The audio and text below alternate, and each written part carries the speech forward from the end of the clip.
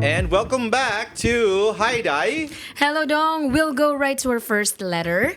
So, akong basahon, Dong, ah. Hello, Dai and Dong. This is actually from hidai.hellodong@yahoo.com. So, please continue sending. My husband and I are living abroad for 2 years now.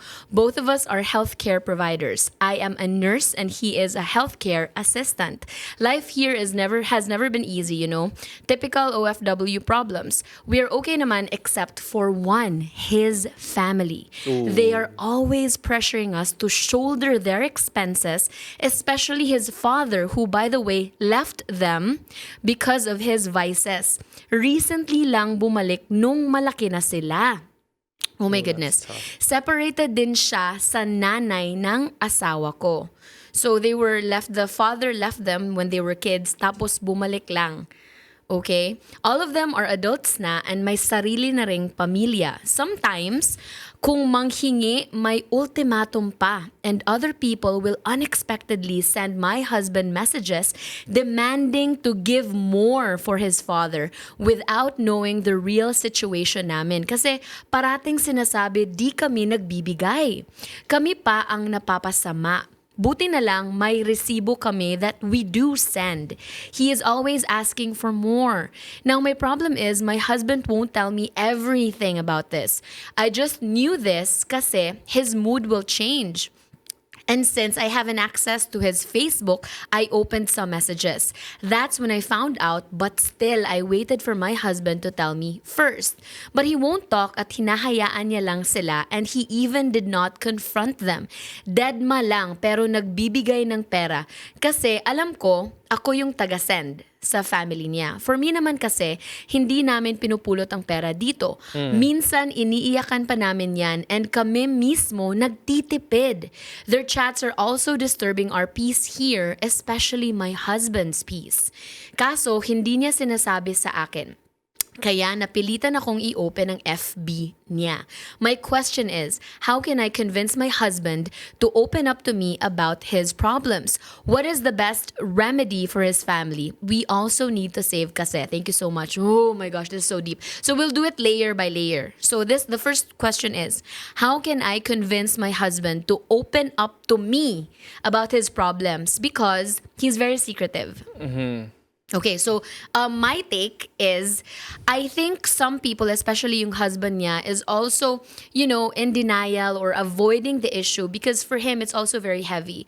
Men do not handle emotions very well, so it's easier for them to set them aside than to kind of handle it parang head-on because as a son, he really does feel an intrinsic responsibility to his father even though iniwan sila when they were kids. Or it could be him trying to improve. Yes. Or redeem the relationship. Yes, through, that's right. To establish that maybe that's the only sense of connection that they have. And to not give would probably lead to that loss again. Yes, I agree because Maybe. Right, as a child, the absence of a father is a void and you don't want to ever feel that emptiness again, especially pag nandyan na, you want to salvage the relationship and try to enrich it as much as possible. So, paano mo ba siya ma-convince? So he's probably avoiding it because he knows that it's still a dysfunctional relationship, but you can convince him to open up to you in a way na he will feel you are a safe space. Kasi also maybe he does not ask you head on kasi baka ayaw niyang ma-turn off ka sa father and family niya. Because he also wants to preserve your relationship with his family because no matter what, pamilya niya yun. He wants to establish maybe kahit hindi bond or love, but that there is respect for you, his, family members, and then father niya because ultimately, he loves them and he loves you. So baka tinatago niya because he doesn't want your relationships to suffer. It Diba? already is suffering. Oo nga. So you can convince your husband na, I'm on your side. I will not judge you. I will help you tackle this situation head on. Huwag kang matakot. I will not, lead this situation to become worse, I really just want to assist you. What about you dong nga kanang unsaon niya pag-convince yung husband nga safe space siya, pwede siyang masturyaan sa mga problema? I think there are multiple layers to that. Nga dili lang siya inana nato kasayon nga ingnon nga, oh, I'm a safe space. Go on, talk. Yeah, I think something led to that. Something led her to opening up his Facebook. And ako, I don't think that's a breach of privacy. Yes. Because husband and wife, there's nothing to hide. Exactly. There shouldn't be anything to hide. Right? My wife doesn't do that with me, but she already knows my password. And I gave it to her. I was like, anytime you feel like combing through my social media, here are my passwords. That to me is a safeguard na din to be careful with my conversations in that area. Right? But also at the same time, I think that what led the wife to do that is because of what the husband is also doing. I think daghan kini siya nga, this is such a complicated issue na there's not one way of, I think there's so many layers to peel back to finally see nga,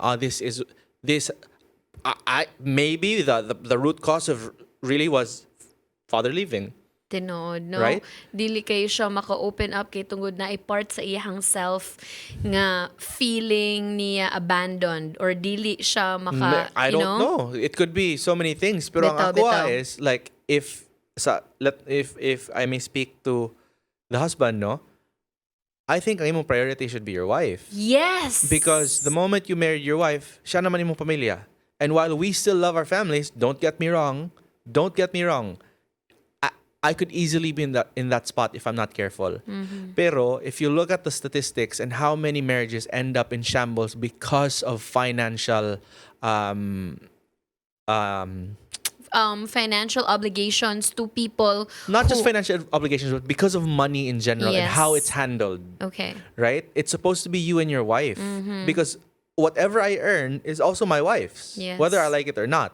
And I can't say, oh, I earned this, so I should be able to give it to my parents. But at the same time, we have to remember na when we got married, that he should be my priority now. Now, I shouldn't be going behind my back to say this. And I know that this is a very big problem with Filipinos. Tungod na sa deadly combination na kayo. Number 1, utang na loob. Number 2, napayod sa gawas. Expected ta nga naas gawas. Ngamoy mo padala dito sa atoa. As if ato ra nang Responsibility mo. gikalibang ang kwarta dire. Gipunit Ra nato ang kwarta. Sa una di ko kasabot ana, karon kasabot na gyud ko. Ang dili sayon. Dili sayon. Because napud bi atay mga gipang bayaran dire. Yes. Di ba? Yes. Kanang 100 siguro nga ipadala sa ato, sakit na na. Bitaw. Kung if we're being honest, you know? So, para nako, that has to be dealt with before anything else. And ang wife, maybe there is a difficult conversation that needs to happen in order for this to really be solved. Yes. Because this can make or break a situation. Yes. And I agree, no, nga dili ma-realize man gud na sa mga family members back home nga abi man gud nila kay tungod na ka sa gawas, na ka sa abroad, kay daghan na kay kang kwarta, daghan na kay kang tigom, which is not true for most of the OFWs. Yes. Kay kung unsa kadako po ang ilahang, rate hourly, inana sa directly proportional sa ilahang mga bills. Kay di po ka moingon nga, sige, ga $20 an hour siya, dayon ang iyahang renta, kay pareho ra pug charge 20 dira ra pod. sa Pilipinas. Dili na ingon ana. So, with that also comes the explanation po siguro, our responsibility, kay usahay magud ang mga taga dire, kay di sila ganahan mag-worry lang mga ginikanan, magpakanaa pod, guilty pod ko ana usahay. So, dili sila ganahan nga mag-worry lang mga ginikanan, sa ganahan mag-worry lang mga family members. So, feeling nila, ilang i-project nga okay ra sila, pero dili di ay. So, also namoy responsibility to your family members to explain to them nga dili sa yun ang inyuhang life diha abroad. The second part sa imuhang pangutana, no, Day, is what is the best remedy for his family? Ako, sa tinuod lang, Cut them off. harsh kay Dudong. Ako man gyud ang daotan ani nga show. Di ko actually Cut them Dong, off. sa tinood lang ang mga gipang interject yun ni Dudong, even though naa siya'y dili harshness but murag kirot sa mga inana, mostly sa iyang mga ipangsulti kay tinuod gyud there's really truth to it, there's really wisdom to it. So kinahanglan po nato nang i-take with a grain of salt. But with that, sa softer side magyugo pirmi, kay ako may sweet na to doa, ikaw kay bitter. So Good cop, bad cop. tinon, no? So ang ako pud ana is that ang revenue magud sa ilaha is kabantay ka anang murag katong bata ka niya, feel nimo kay you're entitled to everything, Jollibee kanang balon unsay kay it's readily given. Pero kana ganing murag mawala na sa imuha, like pag-graduate nimo wala na di balon, murag saligan naman na lang man di ay nimo ang imuhang sweldo, dira ka maka-realize nga dili sayon because you only have yourself nga saligan. So para siguro sila maka-learn, maybe kung dili man i-cut off dayon, hinay-hinayon ninyo nga maurag yun ni pwede namong mahatag sa inyo ha. Because you want to start a family as well. You want nga inyuha sag mataguyod ang inyuhang future. Dili kay ang mga other lives or other families ang inyong gihuna-huna kay gapundar pud baya mo inyuha. So it's good to give but not to the point nga inyo nang gi-jeopardize ang inyuhang Inyong kagalingon, unit. Ang inyong unit. Kaya na kay responsibility, ikaw na kay responsibility sa imong bana na responsibilidad nimo. Nya kung namoy mga anak, naamoy responsibilidad sa imong mga anak. Madahan pog mo ingon ang inyuhang bata nga, ma, gisi-gisi na akong uniform, wala na ko'y masuot, mauni, gamay na, di na kaigo. Pero moingon mo nga, pasensya na nakha, kay magpadala man ta dito, kay kinahanglan man ni mo mani, ang kinahanglan nila dito, mas kinahanglan man ni nila kaysa nimo, which is very unfair to your child, kay wala sila baya ni sulti ninyo nga magpakatawo sa diri sa kalibutan, inyo habe ng responsibilidad ang inyong mga anak.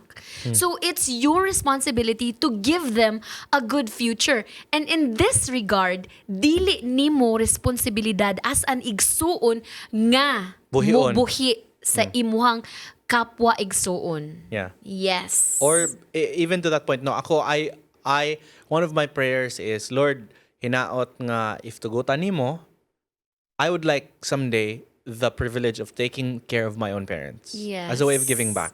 Yes. But ako, if I'm being honest, my parents don't expect anything from me. Kay kabulo sila unsa pud galisod ang kinabuhi diri. But ang ako lang ana is, I think that the dad, when he up and left and came back and naa pa ng mga bisyo tanan nga gibit-bit pa niya, he forfeited his right for any support. Those are powerful words and I Lord, completely agree. Ngano pa man mo nang murag sa Pilipino nga pamilya na agi usa ka adik nga gisigirag suportaan. Tinuod. Kanang gi-spoil, kabalo na ta nga adik na, halahatag yapon ta, suporta yapon ta tungod sa atong pagka-Pinoy. And do you think that's loving? Ang tao nagpaka-adik, gisigin mo suportaan ang addiction. Unsay what's loving about that? Mamatay na. Yes, imo noon siyang gilid sa ilang detriment. Mao. You know, ana gani sila nga, if you really truly love a person, imo silang disiplinahon like children. Yeah. Tough love, diba? Yes. And I know nga that's easier said than done, pero at the end of the day, you as a human being, you have to make that decision because, for example, katong bata pata, there were some things that we really wanted that weren't good for us. Yes. Like if gipasagdan ta sa atong parents nga hala sige pag-cook kada gabi, pag-kindi kada gabi, pag-unsab dula kay ayog tulog, di ka ganahan matulog, ay tulog pag TV, pag computer. Sayo siguro tang namatay.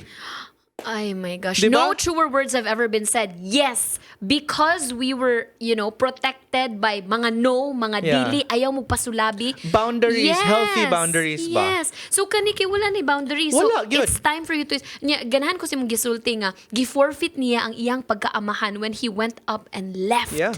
Yeah, Sorry, but yeah, I'm so sorry, but we need to be harsh. We need to, also need to protect yourselves. And gamay na lang mong time, wala na may oras, but we truly hope and pray that, you love yourselves, you love your family, but also that you love the family that you are starting.